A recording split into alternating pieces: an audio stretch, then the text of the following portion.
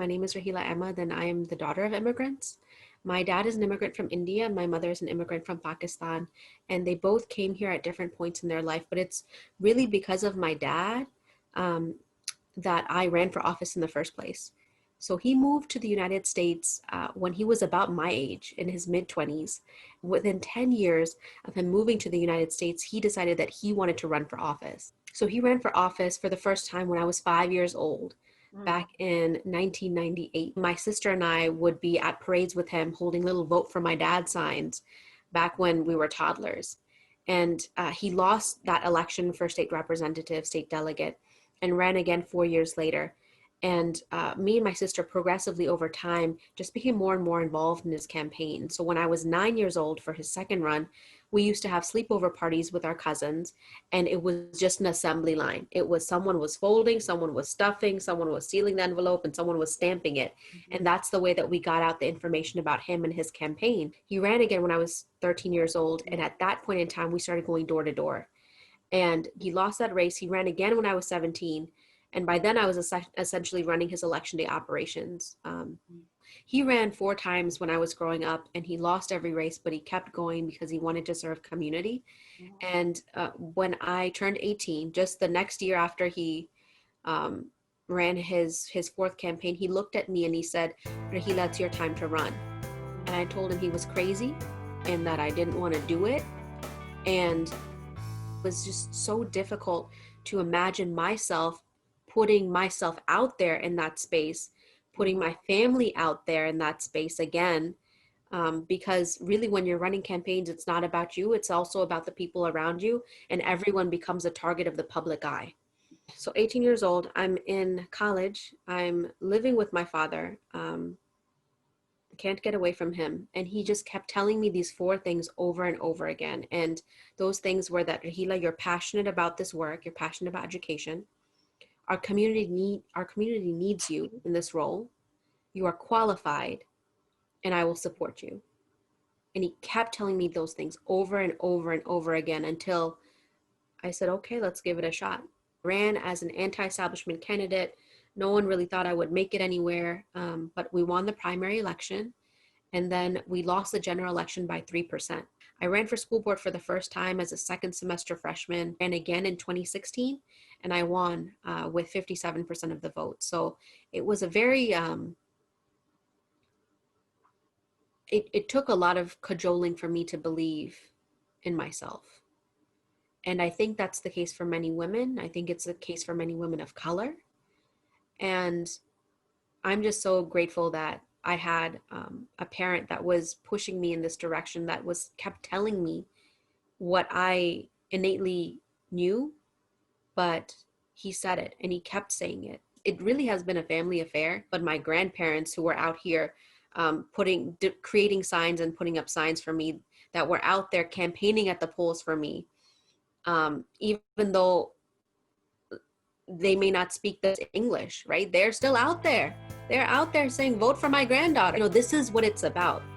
And I will say, I think over the course of the multiple different campaigns that my dad was a part of, he kept bringing members of our community with him along the way. And so we were all at the polls, you know, our entire faith-based community, our entire South Asian community that we were connected to, were out there at the polls, trying to convince people in our community that this is the way to go. And so it was actually a very fantastic thing that for my 2016 campaign, we galvanized so many young people to come out and support the race. And it also empowered so many young people to then run for those positions of power in 2018 and 2020. In 2018, there were a whole bunch of young people, an unprecedented number of young people that were running for different offices in our county. My sister was one of them. My dad ran for it, the same exact seat that he kept running for multiple times growing up. And she lost that race by 42 votes. Folks, when they feel empowered or they feel they resonate with a particular candidate, they get involved. You don't know what type of a trajectory that can lead to in the future. And I'm just so honored and blessed that me running, my dad running, it's all a cascading effect to help increase in the representation of different members of our community being in elected office and pursuing these positions of power when they weren't, honestly, they were not built to be for uh, people like us in America.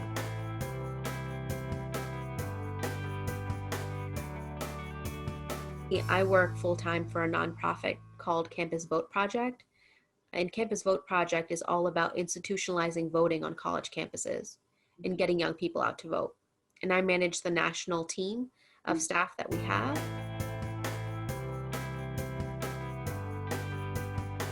I live in Prince George's County. We have probably around 1 million people that live in this county. We're right outside of DC.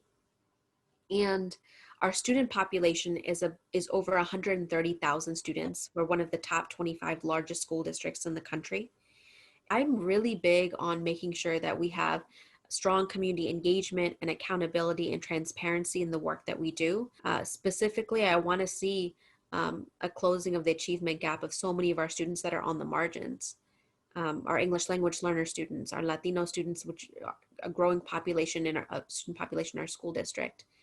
Making sure that all of our kids are graduating with proficiency in reading and in math. I'm talking real basics here. And so for me, it's about seeing those types of changes in addition to things like making sure that we have mental health supports for our students, especially during this time of COVID, an unprecedented number of concerns around mental health for our students and for our community members. The most difficult part of this entire process for me was when we first went into distance learning back in March.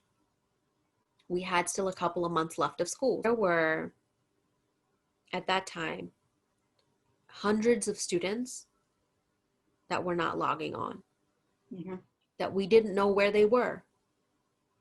And that was really concerning because of the demographics of our student population. To go from having had such an emphasis on identifying and trying to streamline and help students that may be going through abuse and neglect, now we're in a point where there's no eyes and there's no ears to help those students, and we didn't know where they were. And so that was, I think, the biggest thing that was on my heart, that there are students that aren't learning, there are students that may have been in difficult situations. But our school district has worked with nonprofit organizations, and we've also committed staff to help and literally knock on the doors of families to make sure the students are okay, that they have the devices, that they have the access, and that they can actually commit to learning for the school year. I helped pass a curriculum change. And that curriculum change was to have all of our high school students take a course in financial literacy before they graduate.